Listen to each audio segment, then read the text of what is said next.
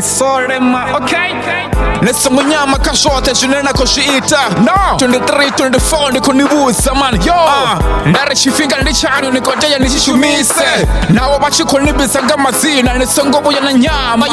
ndiba nijunena kothoda ndiba unena koyahone ndare bachu bodala sapolotiki ningasibakone nesongo tesheresa zimwe na zimwe ndare kasaga ndikopusha unena mutina mtenanga mbuza mashika nesongo bena nchacha tigasini jaje niita junena kona zone bewo nisongo mbuza mashika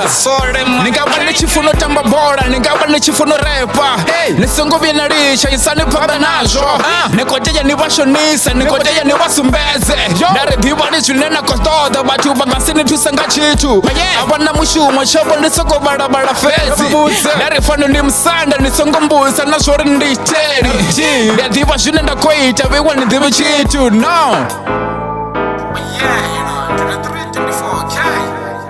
ndare na musina machero ridozura richiko wina ndare kasaka karime ngamrenche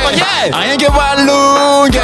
ndare cheni bakungura bana mushumo musi ndare na musina machero ridozura rotakara nago batu bachiko somori nyamisa ndare ayenge balunge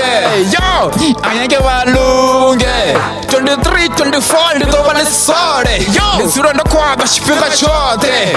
atina chifinga choruberetsa batukana atina chifinga chogwademera batukana Ndi Sole okay.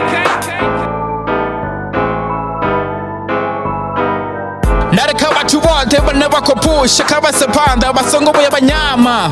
imanga murenche ndikopusha ndare batu bote barana zichere bayambora nisongo shabachitu musini chiko chira ibanile Sole ni mera story ndare mutanga sinife junena kothoda ndare chifinga ndichino nalikota zwaga nabone kabata zwabo unenda koya one ndidovuya na swika itani junena funa kachifinga chinena funa nisongo boya nazikondisara muchiro nikopusha buchiro gataira namusina machoro ndidotura ndichikopanda 23 24 ndofara AK47 ndina masore matano mbono samore kakisa ridoba napa